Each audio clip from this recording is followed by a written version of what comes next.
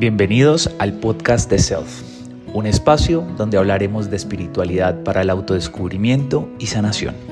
Visítanos en www.platformself.com.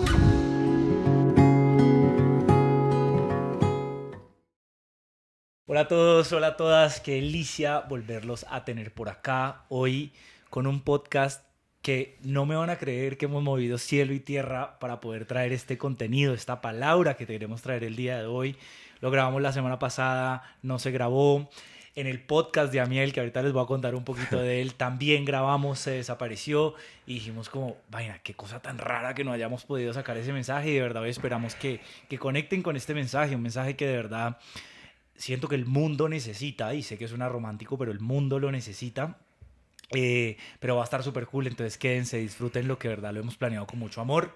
Hoy conmigo un podcastero, emprendedor, empresario, persona espiritual que está con nosotros, pero no va a hablar mucho más. Amiel, bienvenido a nuestro podcast. ¿Qué hubo? Por fin, tercera Por la fin. vencida.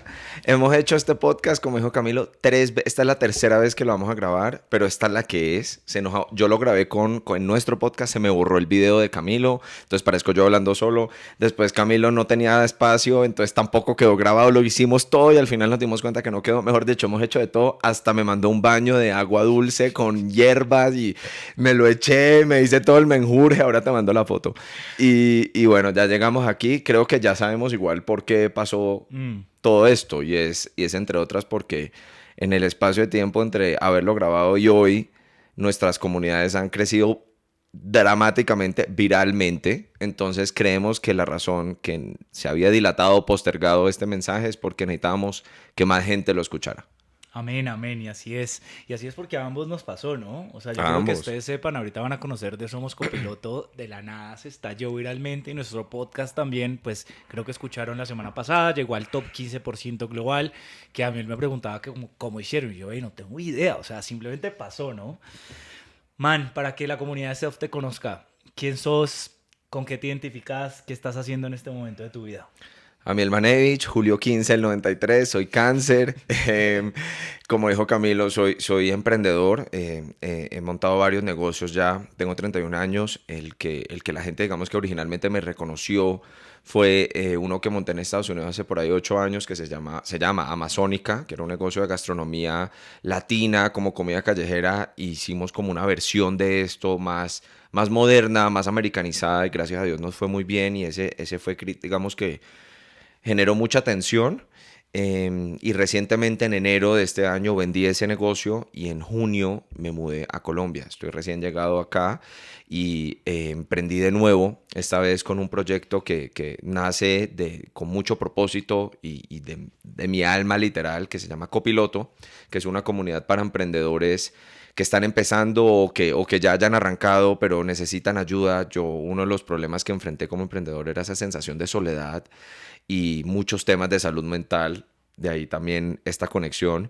Y queremos apoyar, entonces queremos traer recursos educativos y de apoyo para emprendedores en Latinoamérica que están intentando salir adelante, y que hay una brecha muy grande de educación e información para emprendedores en Latinoamérica. O sea, definitivamente creo que solo hay como para ese emprendimiento súper privilegiado, ¿me entendés? Como que quiero montar un Uber. Alguien que ya está diciendo eso es porque o ya estudió en Estados Unidos, o ya es trilingüe, o ya es yo no sé qué, y eso no es representativo Y también suele haber realmente. mucha plata detrás de ya esos negocios de ese tamaño. Exacto, entonces siento que ahí como que no hay esa necesidad, incluso hasta la misma brecha del lenguaje, perdón, ya es una barrera gigantesca. Muchos de los libros, podcasts, informes, estudios que tienen que ver con emprendimiento son en inglés. Total.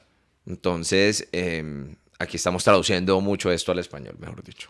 Oigan, y de verdad que vayan a ese podcast, escúchenlo por dos razones. Número uno, hay un componente mental, emocional, espiritual increíble en todas las personas que han llevado, que para mí eso lo hace ya un, una joyita, porque aparte están llegando gente muy cool, con muy buen compromiso, y sobre todo para nuestra comunidad, para todos los astrólogos que están empezando su consultorio, porque no necesariamente tu emprendimiento es no sé, una tienda donde vender ropa, también sus consultorios, sus pequeños proyectos, que escuchar hablar a esta gente que, se los juro, oigan, hay desde influencers hasta personas que han hecho empresas gigantes. A mí personalmente me ha servido mucho por Self, por mi consultorio, y escuchar a la gente es una delicia, ¿no? Creo que tenés una muy buena capacidad de llevar la Mm. conversación. Yo lo he experimentado presencialmente, lo vamos a experimentar en el futuro. Y hoy, Y hoy, entonces, bueno, que ideal que conecten con Amiel. Oye, esta pregunta no estaba planeada, pero dije, lo tenemos que hablar. ¿Qué te motivó a venirte para Colombia? Porque yo también hice el mismo cambio hace 3 años. O sea, para los que no saben, yo vivía en San Francisco. Sí, con la vida gringa vivíamos bien, ganábamos bien, pero para mí fue un llamado gigante de regresar acá, de hacer trabajo en Colombia, de crear esta comunidad espiritual en Colombia. Y bueno, de hecho, Self nace en Colombia, ¿no? Entonces yo sí sentí como ese llamado a volver acá. Sí, temas políticos, temas sociales, temas de seguridad, pero yo sentí un llamado grande a volver acá. ¿Cómo fue tu caminar ahí? no sabía esa parte de tu historia, Sí, sí, ¿sabes? sí. Muy parecido.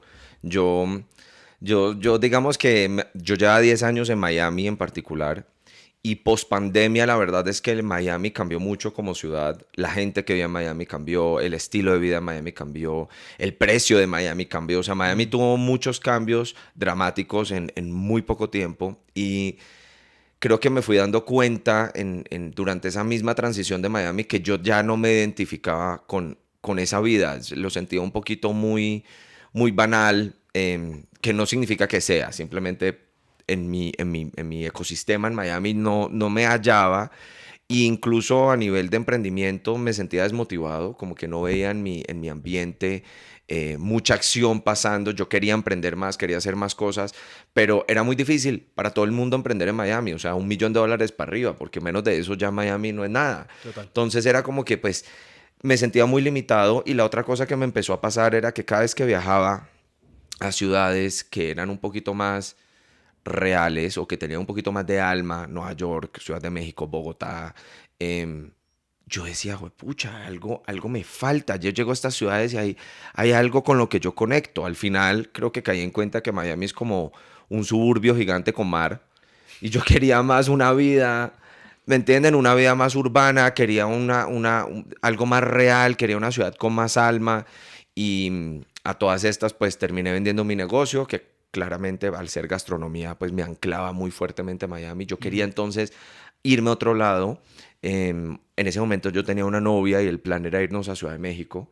Y al final, pues esa relación se acabó también. Entonces yo dije, no, pues nada, se me perdió en México. Digamos que la razón de ser de México era por la relación de pareja. Y yo dije, me voy a donde yo soy. Entre otras, primero a sanar, Mm, porque obviamente llegué afectado, entusado, como decimos en Colombia. Y llegué a Cali, que es la ciudad de donde yo soy, con mi familia. Y muy rápidamente dije, yo, este es mi hogar, yo, ¿por qué me voy a ir a otro lado? Y acá hay una grandísima ciudad que me fascina y que es cerca a Cali también, que se llama Bogotá. mm. Y hay muchas oportunidades y a mí también me pasó lo que vos estás diciendo. Yo sí pensaba mucho pues en la situación política y eso y yo decía, bueno, no sé qué lugar tiene una situación política en este momento que a mí me guste. Entonces yo decía, y perdón, voy a decir unas groserías, pero es como Adelante. que, sí, de pronto es un mierdero, pero es mi mierdero. Este es mi mierdero que yo entiendo, que reconozco, que conozco, que sea que sabe, a qué huele, a cómo suena. Entonces dije, me voy para Bogotá y en septiembre llegué para acá. Y la verdad, estoy muy feliz de haberlo hecho. Increíble. Me parece muy curioso porque yo sí creo que la tierra llama. Oye, la última vez que te hice esta pregunta, que no lo grabamos, pero esta vez quiero que lo retomemos, y para que sepan de por qué Amiel está en este podcast, es porque cuando yo conozco a Amiel, conozco su proyecto, converso con él, lo honro y vuelvo y lo honro en este podcast de cómo un hombre heterosexual estaba conectado con el tema de salud mental, con exponer cómo me siento, qué me siento, la importancia de la salud mental en el emprendedor. Y yo dije, pucha, aquí tiene que haber mucha historia porque uno no llega ahí de la noche a la mañana. Entonces me encantaría que nos contaras un poquito de tu caminar de crecimiento emocional, espiritual, y quiero que te vayas tan atrás al colegio, porque sé que ahí empezó todo de venía de Estados Unidos, llegué a este colegio de Cali, no sentía que cuadrada, me volví a ir, caminarnos por todo ese proceso y cómo al final llegaste pues a donde estás hoy. Pues empieza, como tú dices, en el colegio. Yo nací en Miami y crecí en Estados Unidos hasta como los 11, 12 años que me volví a Colombia, en ese momento con la familia. Y yo venía de digamos, de esta experiencia americana de colegio público, de suburbia americana, Weston, para los que conocen Miami, o sea, vivía en mi patinetica, ¿me entendés? O sea, yo tenía una vida, me iba a la esquina a coger el bus del colegio con todo el mundo, mis compañeros de clase era el hijo del policía, el hijo del soldado retirado, el hijo del bombero, o sea, era una vida totalmente suburbana, americana, clásica. Mi papá incluso en ese momento era básicamente un obrero, en pocas palabras. Entonces, yo no tenía mucho concepto ni noción de lujo, de plata, de estratos, no sé, de nada de eso, ni de marcas incluso, de marcas de ropa. Y hubo un cambio muy agresivo, muy drástico, y es que nos mudamos, nos devolvimos a Cali y entré a mi colegio, que es un colegio, pues, es el total opuesto de todo lo que acabo de describir. Y fue un choque muy grande para mí. Yo era, entre otras, una persona que soñaba en inglés. O sea, inglés fue mi primer idioma. Entonces, desde el lenguaje hasta el estilo de vida, de la nada todo me cambió muy bruscamente. Y no me identificaba, no me hallaba. No me hallaba con el fútbol. En Estados Unidos nadie jugaba fútbol. Ni siquiera era un tema. De la nada llegué a un colegio que si vos no jugabas fútbol, entonces que eras gay. O entonces no eras hombre. O entonces yo no sé qué. Entonces fue un cambio muy violento. Y creo que ahí fue como que la primera vez que yo empecé a decir como que, uy, pucha, yo no me hallo, o sea, no me No, no entiendo, quepo en este molde. no quepo en este molde, yo me sentía como un extraterrestre, yo me sentía como un círculo entre cuadrados. Es siempre mi forma que yo utilizo como para describir esa sensación que me ha acompañado por muchos años de mi vida, esa misma sensación, me dio muy duro. Y me acuerdo que tuve que hacer terapia de niños. Eso no lo hablamos la vez pasada, como que me llevan a terapia de niños porque el cambio para mí fue demasiado violento. Yo me acuerdo que en mi colegio no había uniforme. Entonces todo el mundo se podía poner la ropa que quisiera. Entonces era una competencia Claro. de quién tiene una ropa más bacana. A mí todavía me vestía mi mamá. O sea, yo era mucho más niño en el sentido como infantil, que mi entorno. Mi entorno eran muchos pelados muy privilegiados, con mucho acceso a muchas cosas, con choferes que les compraban trago y cigarrillo y los llevaban a hacer cosas que yo ni se me ocurrían, ¿me entendés? Yo mi actividad antes de mudarme a Colombia era calcar, me acuerdo, dibujos de Yu-Gi-Oh contra la ventana. O sea, yo llegué a eso a un ambiente donde todo el mundo ya fumaba, ya habían temas de sexo, ya habían temas, ya. Yo estaba fuera de la liga y yo me acuerdo que uno de los ejemplos en retrospectiva me parece tierno, pero de mi ingenuidad del momento era que todo el mundo tenía camiseta en ese momento, era Hollister, Abercrombie, era esa Obvio, época, obvio, la época. y decía Cali, las camisetas decían Cali, y yo pensaba que ese Cali era Cali, Colombia, y era California. California, por supuesto. Pero es como que para que vos entres un poco en mi cabeza, que yo era como que, ay, qué lindo, todo el mundo tiene como una marca, una camiseta de Cali, yo no sé qué, no era ni siquiera Cali. Entonces fue un cambio muy agresivo para mí y desde entonces yo creo que muy rápidamente identifiqué, yo me quiero volver a ir. Yo decía, qué curioso, ¿no? Yo decía en ese momento, yo no soy de acá, yo no soy de acá, yo me tengo que ir, me tengo que ir, me tengo que ir a donde yo soy, que es Estados Unidos. Y estuve en ese proceso y siempre muy incómodo en particular por mi género, porque yo era hombre pero no jugaba fútbol y no era perro como todo el mundo quería y aplaudía ser, y yo era más sensible y yo era más tranquilo en algunos sentidos y como que de pronto más artístico en otros que los demás y como que no sabía cómo ser, yo no sabía cómo ser y yo todo el tiempo me sentía marica, o sea, como que Claro, atrapado. atrapado y yo todo lo tenía que decir entonces para que nadie me dijera nada. Me bullearon mucho tiempo, entre otras los hombres de mi colegio. Yo entré y para ellos, que tampoco me reconocían, Claro. yo era una amenaza violenta. O sea, era una vaina violenta, violenta, violenta para todo el mundo, para mí, para ellos, para todos. Entonces, fue en retrospectiva, fue bastante duro. O sea, yo esa época del colegio había momentos muy bonitos y todo, pero no la recuerdo como un momento pues así espectacular, sueño con volver al colegio, no. Y no sé si sigo. Sí, o sea, ahí creo que por ahí empezamos a entrar ese tema de, o sea, yo creo que la mujer y el hombre gay pues siente eso, pero a mí lo que me apasiona de tu historia es que un hombre hetero también sintiéndolo en este sistema, no sé, patriarcado del caleño clásico que se empieza a volver tóxico, de ahí te vas para Estados Unidos, igual continúas tu proceso como de crecimiento personal. Yo le digo a todo el mundo, yo nací el 15 de julio de 1993 y volví a nacer el 15 de junio del 2015 cuando me mudé a Estados Unidos. Okay. Eso para mí fue un renacimiento porque ya yo no era especial, ni extraterrestre, ni interesante en Estados Unidos. O sea, yo ya no, era como ese anonimato que yo ya quería tener, era como, jueputa, déjenme ser, no me gusta el fútbol, o sea, no me pregunten más del fútbol que no me interesa, o sea, como que, y no quiero fingir más que soy del Deportivo Cali, ¿me entendés? Como que no estoy ahí y eso no me hace gay, ¿me entendés? Porque era, obviamente esa era como la tensión ahí, era tener que clasificarme en alguna casilla para yo hacerle sentido a los demás. Tanto así que yo mismo ya me enredaba conmigo mismo. Yo ya decía, puta, entonces, ¿qué soy? Entonces, no, entonces, ¿qué hago? Entonces, ¿será que entonces ser sensible está mal? ¿O será que entonces, verdad, me tiene que gustar el fútbol? Yo intenté, no creas, como que yo intenté que mi círculo se volviera un cuadrado. Claro. Fue un proceso muy, muy complejo de ser yo al final. Y ahí, o sea, creo que lo que me apasiona de lo que estamos hablando es que yo estoy seguro que como vos hay miles de manes allá afuera que en sus diferentes ciudades, sea Monterrey, lo que sea en Latinoamérica sobre todo, como que se han visto obligados a volverse ese cuadrado y muchos se han visto obligados, pero te lo juro, muchos de mis amigos heterosexuales a medida que yo he visto que se han empezado a abrir a sus emociones, como que digo, pucha, vos, o sea, se han redescubierto porque dijeron, no, a mí me tocaba que me gustara el fútbol, me tocaba ser un perro, me tocaba y después se dieron cuenta que no eran esa persona. Entonces, qué delicia que poquito a poco se estén dando esos espacios para sanar. Incluso, y voy a meter una Sí, cucharada aquí, perdón, pero yo agradezco en retrospectiva esa experiencia, por más duro que haya sido, porque entre otras me volví una persona mucho más empática.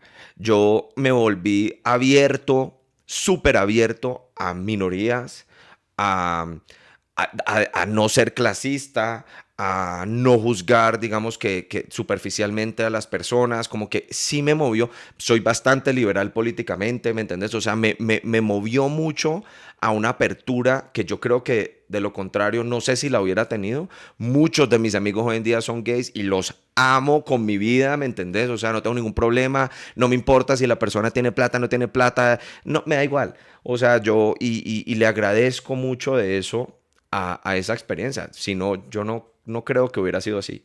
total, total.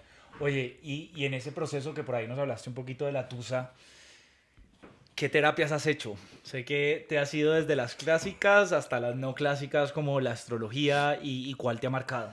¿Cuál te ha servido? Hecho de todas, a todas estas, en algún periodo antes de mudarme a Estados Unidos viví en Israel 6 meses. Fue una situación dura para mí y desató a mis 17 18 años, muy joven, una trastorno de ansiedad. Me empezaron a dar ataques de pánico, que era una vaina fuertísima. Y ahí fue como mi verdadera entrada al mundo de la salud mental. Ya había tenido un poquito de contacto, como te dije, del colegio, terapia de niños, como por la reubicación de mi familia. Pero aquí fue cuando ya en verdad entré duro en el tema. Sufrí de ataques de pánico reales, rotundos, de que me iba a urgencias gritando que me estoy muriendo. Y, y empecé a trabajar aquí en Bogotá, precisamente virtual, con una psicóloga especialista en ansiedad, en trastornos de ansiedad. Un tiempo estuve medicado para ayudarme a nivelar mi sistema nervioso y me di cuenta a través de esa experiencia y esa terapia del poder de la terapia, valga la Mm, redundancia. O sea, dije, pucha, increíble el efecto de la mente. O sea, la mente es tan poderosa que puede tener efectos muy reales en tu cuerpo, que ya es la manifestación física. Y creo que le cogí muchísimo respeto, muchísimo interés en ese momento por el tema y ahí empecé. Y de ahí digamos que otra de las grandes cosas que yo he necesitado manejar en mi vida han sido, verdad, mis rupturas románticas, porque siempre me ha dado mucha tusa. Entonces, por ejemplo, eso fue otro aspecto que he trabajado mucho en terapia y de ahí, mejor dicho, entré en adelante y dije, bueno, esto es como el gimnasio, o sea, esto no es de que si estoy gordo voy, si no estoy gordo ya no voy. Esto es que yo voy siempre, esto es un buen hábito de tener en la vida y es ir a terapia, trabajar en uno mismo, conocerse, que uno cree que se conoce, uno no tiene ni idea. Total. Y literal, cada vez yo le digo a mi psicóloga como, jueputa, ¿cuándo se va a acabar esto, huevón? O sea, es como que nunca. Nunca. Entonces, de ahí entré, entre otras, soy una persona muy espiritual, soy judío y siempre me ha gustado también como ese lado místico de la vida. Hasta lo romantizo, me gusta, me parece chévere. Y ahí entré un poquito al tema también de astrología, me leo las cartas se dice, me leo Sí. las cartas un par de veces, la carta astral, he hecho muchos contactos con ese mundo y definitivamente me genera muchísima atención, que entre otras es un tabú. Sí, es un tabú y pues es una de las labores de Self, ¿no? Y este podcast, de normalizarlo, darle un espacio respetado y que no sea, yo siempre digo esto en todas partes, pero es como que antes uno iba donde la viejita, que era la amiga de la mamá y era así como todo tabú. Queremos que ya haga parte de la sociedad y tenga un espacio en la sociedad porque lo tiene y lo ha tenido Lo siempre. tienes, que no se imaginan cuántos empresarios yo hablo que uno lo ve y uno jamás en la vida juraría, porque entre otras lo tienen requete escondido, Ujú. y van a leerse las cartas o el horóscopo, el yo no sé qué o el tal, y es ese tabú que yo creo que vos estás ayudando también a desmitificar. Sí, sí, sí, sí, sí. Y, o sea, también les cuento, o sea, yo tengo unos clientes que son gente potentísima en muchas industrias y vienen aquí, están sentados en este mismo lugar donde estamos grabando esto y están y se leen y tienen consulta conmigo. Oye, tocaste un tema que me encantaría que volviéramos a tocar porque es la segunda vez que lo hablamos y es, yo también sufrí estos ataques de ansiedad y yo creo que la amiga ansiedad a todos nos ha tocado la puerta y al final viene a traer una enseñanza que toca trabajarla. Pero ¿qué consejo le darías a alguien que tiene principios de ataques de pánico, de ataques de ansiedad o los está viviendo en este momento y le está costando? El primero es que busquen ayuda, o sea, esto está inventado. Ustedes no son los primeros ni los últimos en tener episodios o ataques o trastornos de ansiedad. Esto está requete inventado, hay 5.000 libros, ustedes, y aquí lo voy a decir de una buena forma, pero es como que no son especiales, así que no se preocupen, buenísimo, mejor no serlo en este caso. Total. Y segundo, que lo hablamos la vez pasada, es como que, y a mí me ayudó mucho esto, ¿no? Como que cuando estén teniendo un ataque de pánico, vívanlo. O sea, de verdad vívanlo porque uno le coge como mucho misterio porque uno genuinamente cree que se va a morir. Pero cuando vos te dejas sentirlo, en vez de, no sé, apenas te está arrancando, te tomas un Xanax o te metes a una ducha o lo que sea como para salir del tema, sino que en verdad te sentás y lo respirás, te vas a dar cuenta que no te vas a morir. O Ujú. sea, eventualmente a los 5, 10, 12 minutos, 15, juepucha, 20 si mucho, porque 20 se me hace largo, Sí, bastante. em, se acaba. Y le perdés como el misterio al ataque de pánico y te das cuenta, ve, esto es como un ciclo mental físico que tiene principio y tiene fin, pero no es mi fin como persona. Entonces yo creo que cuando uno le coge ese flujo y uno lo entiende, le quitas el misterio. Eso es como cuando uno le quita como el El velo velo. Sí, a total. algo, como que ya sabes que ahí no hay, no, ahí no, afortunadamente ahí no está la muerte. Sí, me encanta lo que decís porque para mí la respiración ahí es la gran medicina, ¿no? Es respírelo. O sea, te están hablando dos personas que han vivido ataques de pánico heavies porque yo sentía que a mí se me cerraba la tráquea, como si literal no me Mm. pasara el aire.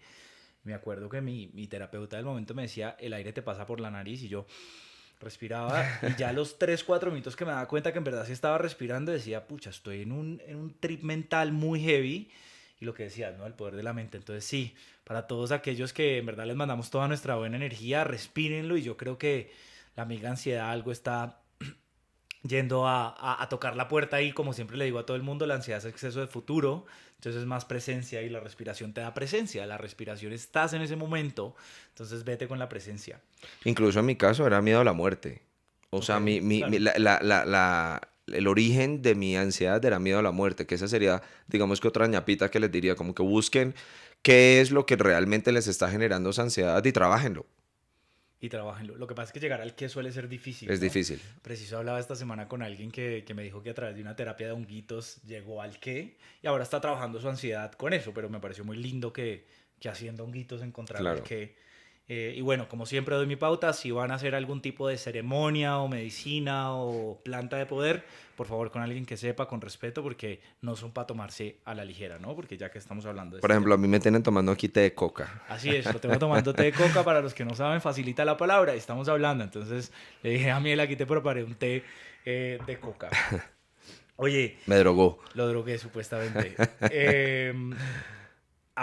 Hemos tocado el tema y lo hemos hablado mucho, y es uno de los grandes temas que quiero tocar, y es la importancia de permitir las emociones y sanar el masculino actual, ¿no? Yo creo que, de hecho, en estas terapias espirituales está súper normal que el man gay vaya a terapia o que la mujer vaya a terapia, pero el man está diseñado para guardarse sus emociones, porque el arquetipo del hombre tiene que ser fuerte, tiene que sostener, y el arquetipo no puede llorar, no puede sentir tus emociones. Y hay una historia tuya que quiero que toquemos y que nos contes todo lo que nos podrás contar de este tema, que fue cuando entras en una de estas crisis, estás emprendiendo, tenés no sé cuántos socios, también manes hetero, y decís como, pucha, no estoy pudiendo con esto, me va a tocar decirles, estoy mal, y de nuevo, como que a mí se me hace un big item a tocar, porque yo creo que hay muchos manes hoy en día sosteniendo familias y negocios que no se dan el momento de parar. Es más, hace 2 semanas vino un man a terapia, tiene un negocio de millones y billones de dólares, y el man vino aquí y se puso a llorar y me empezó a pedir perdón. Y yo le decía, ve, mi espacio está diseñado para que llores, probablemente solo viniste hoy a llorar. Y el man me dijo, llevo 12 años sin llorar. Y le dije, ves, necesitamos sacar eso, o sea, necesitamos sacarlo. Y el man salió diciéndome que básicamente yo era un dios. Yo le dije, ve, todo lo contrario, vos sos un dios porque te permitiste llorar algo que, claro, en su psique estaba que no, el man nunca podía llorar. Hola, por acá haciendo una pequeña pausa, porque quiero invitarte a que, si no nos conoces, ingreses a nuestra plataforma www.platformself.com para que conozcas todas las terapias y terapeutas que tenemos para ti. Espero puedas seguir disfrutando de nuestro contenido, de este podcast. Te invito a que nos sigas aquí en Spotify, que nos ayudes dejando un rating si te gusta nuestro contenido, para que así podamos llegar a más y más personas. Un abrazo.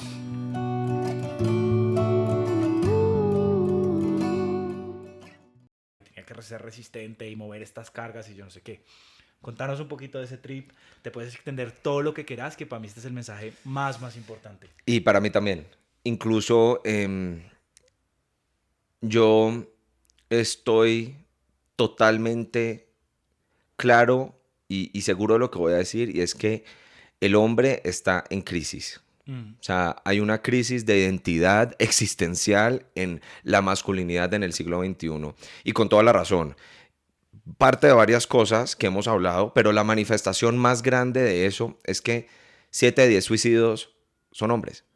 Em, 4 de 5 ataques lo hacen un hombre. ¿Me entendés? O sea, todas las guerras que hay en el mundo las inician los hombres.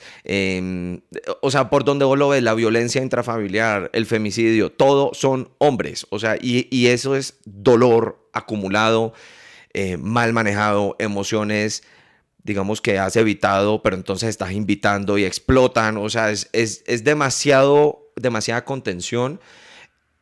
Al final, creo que como que el machismo y el patriarcado, la masculinidad tóxica, como lo llames tú en cualquier idioma, lenguaje o terminología, ha sido un daño muy grande para toda la sociedad, pero también lo ha sido para los hombres, y eso es lo que la gente de pronto no ha visto. Obviamente es más claro ver el efecto que ha tenido en las mujeres, que ha sido dramático, el efecto que ha tenido en las minorías, que ha sido dramático, el efecto que ha tenido en las comunidades LGTBQ, que ha sido dramático, y necesitamos ponerle muchísima atención a esas comunidades, sin duda, y nivelar esa balanza.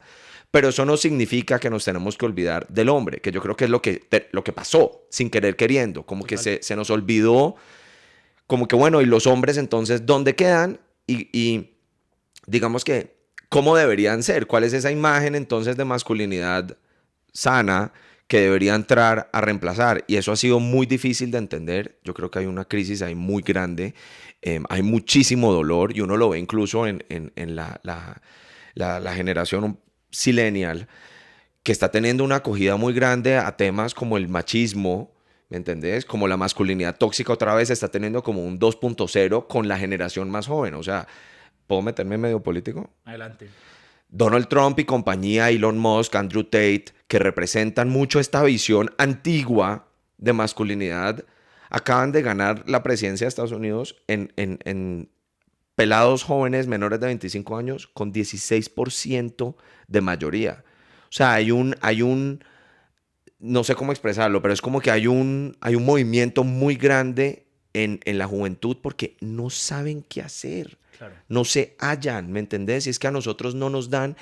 Una de las cosas que yo le decía a un amigo una vez que estábamos hablando de esto, es que nosotros ni siquiera tenemos el lenguaje, ni siquiera, así queramos hablar de lo que sentimos, ni siquiera sabemos cómo. Mm. No sabemos cómo. Entonces la respuesta más típica en una conversación entre los dos manes es, ve, ¿estás bien? No sé, terminó con la novia. Sí, más o menos. Pero dame más. ¿Pero te pasa algo? No, nada. Entonces yo ya he aprendido, por ejemplo, yo en mi caso, a cómo tener una conversación. Terminan las personas abriéndose y obviamente hay un discurso mucho más grande Sí. que las 3, 4 monosílabas que se dijeron antes. Pero al final es como que tenemos un hándicap de lenguaje. Mm. No sabemos ni siquiera hablarlo, expresarlo. Nos sentimos mal si lo hacemos. Si nos ponemos muy tristes, entonces que somos gays. Si nos ponemos muy bravos, es que somos tóxicos. Si nos ponemos muy yo no sé qué. O sea, para todo es como que hay un adjetivo negativo de cómo ser. Entonces, al final es como que nosotros mismos nos estamos juzgando entre nosotros. Muchas veces, y no es culpa de ellas, pero muchas veces las mujeres que también crecen en este ambiente patriarcal, pues también entonces terminan juzgando, no, ese tipo yo no es un marica, no, este tipo yo no sé qué, no, es que no es fuerte, no, es que tipo yo no sé qué. Entonces, es como una represión por todos los lados de mantener una postura, Mm. de mantener una imagen, una fuerza, un estoicismo que muchas veces no es real. Y lleva a las explosiones después o de agresión, o de depresión, o de me tengo que emborrachar como un hijo de puta para poder vivir mi vida, o me tengo que drogar, o tengo que meterme con 3 putas, ¿me entendés? O sea, como que de alguna forma sale. De alguna forma sale. Entonces lo tenaz es que como son estas emociones no reguladas, no expresadas, no manejadas, pues al final terminan saliendo de una forma tóxica. Uf. Y no te conté la historia. No, pero contales porque se me hace un ejemplo muy real de cómo alguien rompió el patrón. Mira, yo tenía una novia cuando empecé Amazónica, y la tuve por varios años de mi primer negocio. Ella me acompañó en el origen de esa empresa y le agradezco mucho porque estuvo ahí para mí. En un momento llegó a ser la imagen de la empresa, o sea, literal nosotros tomábamos fotos, ella era la modelo. Entonces yo entraba al negocio y era ella, o sea, yo la veía a ella en el negocio, hola mi amor. Y terminamos. Durante el emprendimiento terminamos. A mí me dio durísimo, durísimo, durísimo, otro nivel de duro. Al comienzo tuve la reacción estereotípica que nos han enseñado, que es yo no digo nada y yo soy de piedra, yo soy un macho, jueputa, y yo vengo acá y este es mi negocio, el que tiene tienda que la tienda. Y yo, marica, en inglés le dicen mucho white knuckle, como que con los nudillos, como contra la pared, como sea lo voy a lograr. Y lo logré. 2 semanas. Fui al negocio, yo atendía, después me ponía a picar. En mi negocio tenía que ver con frutas y hacíamos jugos y cholados y cosas así. Entonces yo me ponía a picar una fruta, marica, empezaba a llorar y yo, marica, no, nadie me puede ver, mis empleados no me pueden ver. De la nada iba a atender a un cliente y yo con mejor dicho, El taco. el taco acá o la cumbamba temblándome, o entraba al local y veía la foto de esta pelada en el televisor y yo ya me ponía ya, no, marica, eso era tenaz. Entonces al final yo me di cuenta, no, esto no es sostenible. Voy 2 semanas o 3, yo no me acuerdo cuánto fue de esto y nada está cambiando. Cada vez solo me siento peor. Ya no tengo la energía, ya estoy descomponiéndome y entre otras ya estoy afectando mi negocio porque es que yo ya estoy llegando acá mal. Mm. Y entonces ahí era, ¿qué hago? Y yo sabía qué quería hacer. Yo quería montarme un avión de Miami, irme a Cali y estar con mis papás y llorar, literal. Pero pues, jueputa, ¿cómo le explicaba yo esto a mis socios? Tenía 4 socios, lo que vos decís, éramos 5 socios en total, yo más 4, todos hombres. Entonces era como que, ¿cómo les hago entender lo que siento sin yo también perder mi aura, mi posición, mi imagen? Hasta que al final dije, básicamente, fuck it. Me importa un culo. Yo dije, no, yo no puedo. O sea, yo no puedo así.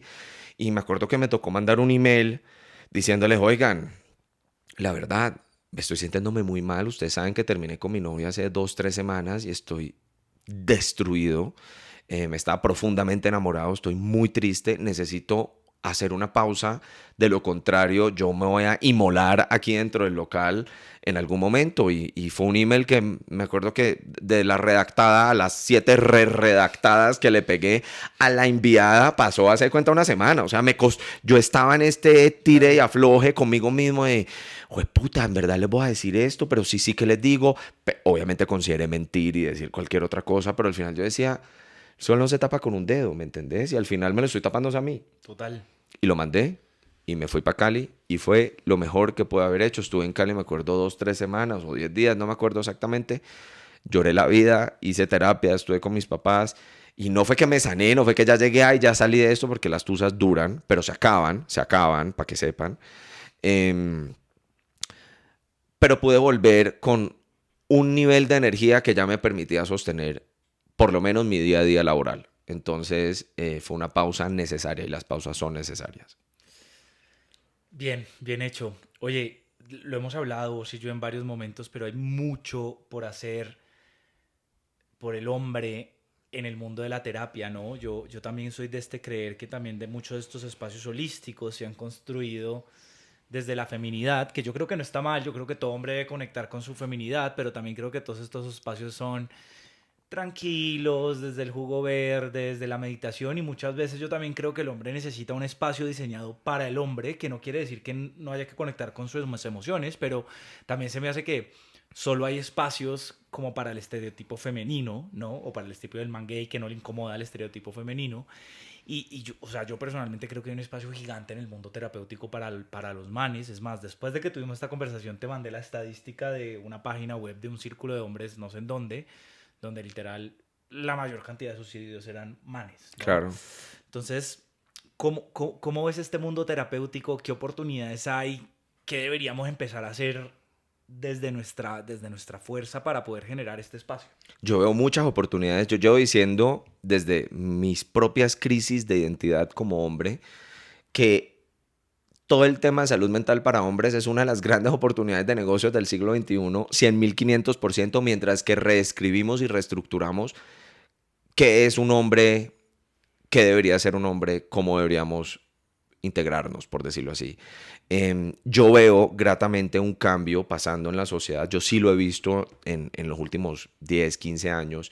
Veo mucha más conversación. Lo veo a nivel local y lo veo a nivel internacional. Sí está más avanzado, pero a nivel local lo veo, por ejemplo, con, o sea, Juan Pablo Raba, un actor estereotípico de la representación del hombre macho latino, porque lo era. Lo era. Abriendo un podcast que se llama Los hombres sí lloran.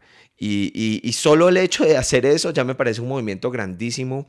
Se ha normalizado mucho más la integración entre los hombres heterosexuales y los que no son. Creo que eso ya es algo que ya no tiene tanto tabú. Total. Yo por ejemplo, yo siempre he tenido muchos amigos gays y yo era como que no puedo ir a un restaurante porque qué tal que me vean. Y yo sí lo pensaba, la verdad. Hoy en día me importa un culo. Que me vean, ves, este es mi amigo. Y sí. Y como que me da igual, ¿me entendés?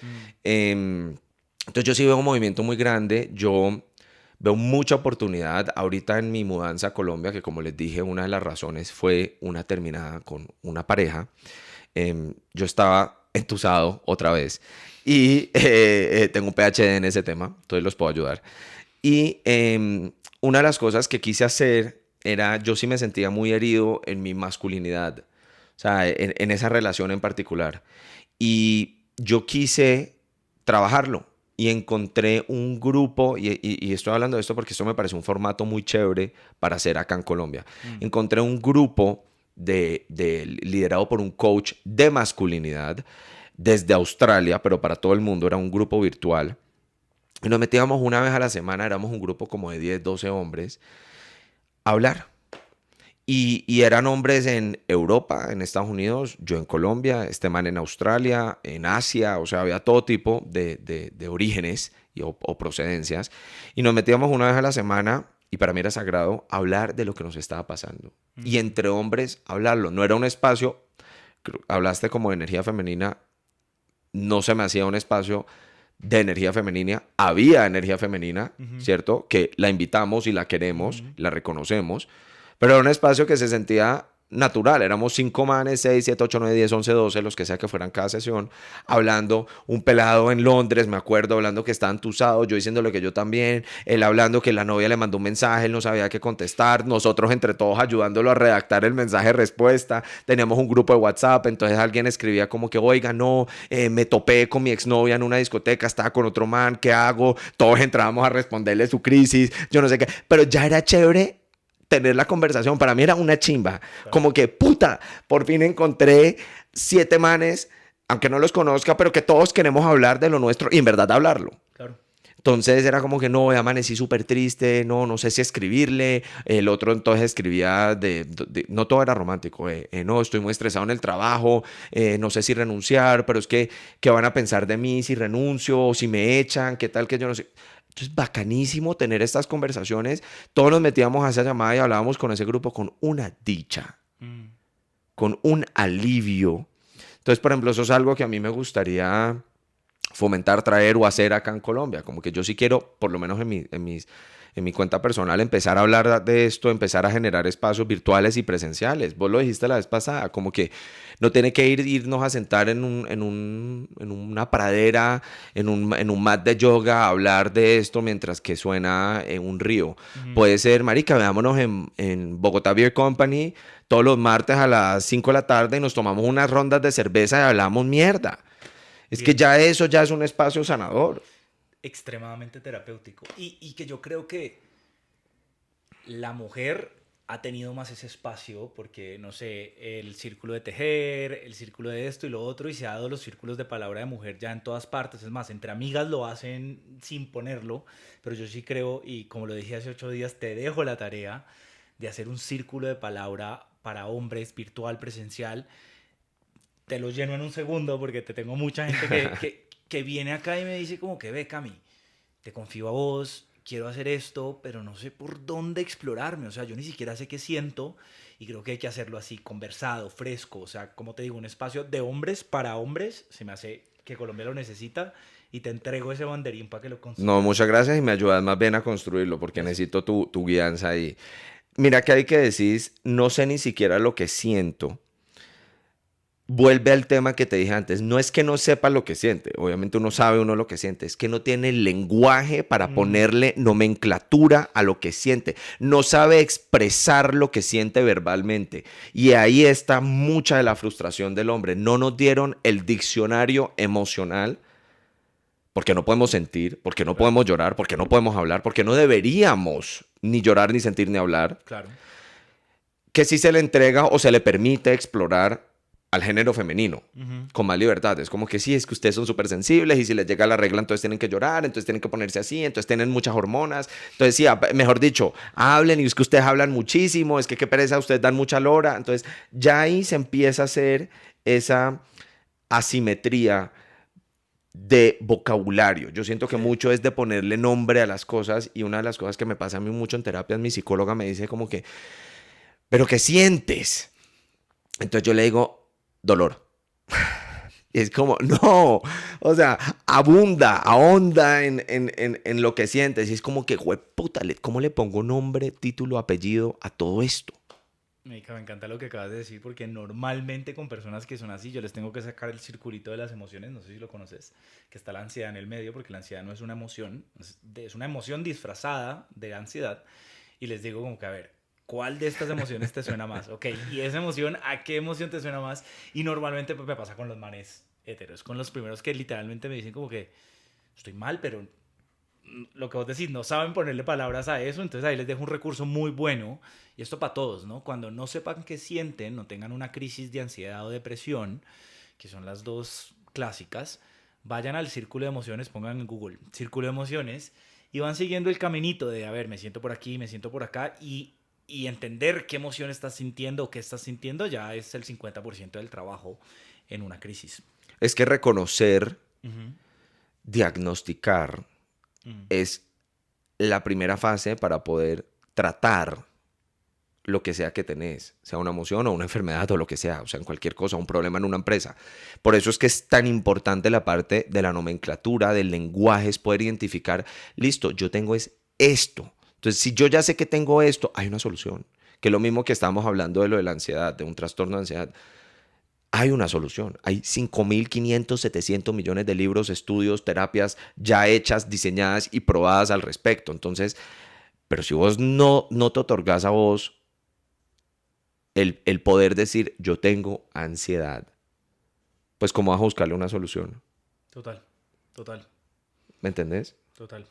Oye, hablando ahorita también para volvernos un poquito en el mundo emprendedor, porque te tengo que sacar provecho y como te decía, en nuestra comunidad hay mucho terapeuta que tiene su chusito, su astrología, su tarotista, sus constelaciones y nos siguen y nos escuchan. De los 1000 consejos que tenés en tu Instagram, me has dicho en tus múltiples contenidos, ¿qué consejo te gustaría dejar aquí el día de hoy para todos estos emprendedores, entendiendo también que son emprendedores chiquitos, ¿no? Que atienden su chuzo, que tienen su chuzo, ¿qué te gustaría dejarles ahí? Yo creo que el consejo más importante es que fomenten su talento y no su pasión. O sea, al final, tu talento y me remonto al podcast que hice con el rabino en Copiloto. Hice un podcast con un rabino de Cali, espectacular. Y él hablaba de que, y aquí estoy hablando en una comunidad espiritual, entonces voy a hablarlo como él lo dijo, Bien. que Dios o el universo pues nos entrega a cada uno un talento o varios talentos y nuestra existencia se trata de poner esos talentos y otorgárselos a la sociedad. O sea, no es una casualidad, por ejemplo, en mi caso, que yo sea buen comunicador. Eso es un talento mío, yo lo sé. Mm, Entonces, esta conversación es yo poner ese talento en pro de que así sea una persona que escuche este podcast, se sienta mejor. mm, Entonces, muchas veces en los negocios es como que no, sigue tu pasión, sí, tu pasión, sí, pero ¿qué tal que tu pasión sea el fútbol y tú eres pésimo para el fútbol? Entonces, eso sería un consejo, pues, tenaz. En cambio, listo, tu pasión es el fútbol, pero tu talento es la comunicación. Voy a seguir con ese ejemplo. ujú. Quizá vale la pena que vos estudies periodismo y hay una forma de atar tu pasión con tu talento y de pronto volverte locutor o periodista de fútbol. Pero estás siguiendo tu talento te va a dar reconocimiento, va a ser recompensado social, verbal y económicamente, y eso te va a volver apasionado por tu talento, y ahí es que vas a florecer como empresario o emprendedor. Muchas veces nos obligamos, es como que no, es que hay mucha plata en las finanzas, entonces, pero a mí eso no se me da tan bien. Pues que yo puedo aprender.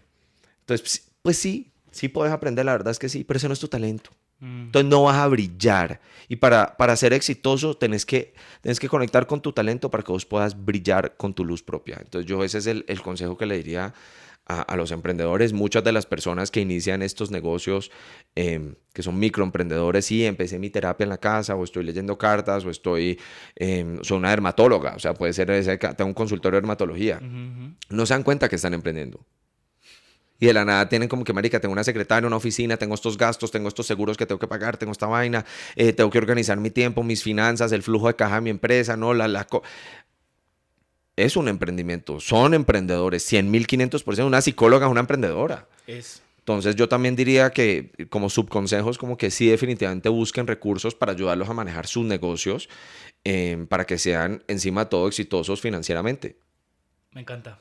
Me encanta. Mejor dicho, escuchen Somos Copiloto y vayan. No solo lo escuchen, sino que vayan porque ustedes tienen un webinar. Webinar curso, ahorita en Ajá. enero empezamos un curso que se llama Despega, el reto Despega, que es para personas que tienen una idea o ya tienen un emprendimiento y quieren estructurarlo mejor. Creo que va a ayudar mucho, por ejemplo, a este perfil Mm, que ayude a estructurar su negocio, su consultorio de tal forma de que pueda tener un negocio sostenible. Al final, y cuando uno habla espiritualmente de la plata, a veces es como hay una fricción ahí que no debería haberla. no debería. Porque el dinero es la recompensa material del trabajo espiritual que se está haciendo, es como ese flujo, y esto Amén. es un concepto muy judío, incluso el rabino también habla de esto en ese capítulo. em,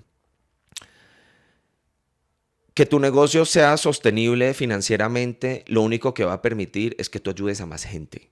Entonces, no le huyan al éxito financiero, porque el éxito financiero lo que te permite es eso. O sea, que precisamente tú puedas dedicarte a contribuir de la forma que tú lo haces. Sí, en este mundo es un tema que poquito a poco se ha ido cambiando, ¿no? Porque habla de que cuando tienes un don, sobre todo espiritual, lo tienes que dar gratis. Yo aprendí a las patadas que no era así, ¿no? O sea, yo no cobraba nada, solo hacía consultas gratis y después me di cuenta, pucha, me estoy enfermando de regalar mi tiempo y no hay ese intercambio energético. Pero creo que poquito a poco se ha cambiado esa idea, sobre todo dentro del mundo espiritual. Man, un mensaje de cierre, un mantra, una recomendación, un libro, una película, lo que sea que se te llegue en este momento para dejarle a la gente. Pues yo quiero hacer alusión a una película em, que incluso habíamos mencionado, que es Perfect Days, Días Perfectos, pues en español. Es una película japonesa, espectacularmente bien grabada, bien actuada, bien editada. A mí me fascina el cine y me fijo en estas cosas. Con un diálogo absolutamente espectacular y simple.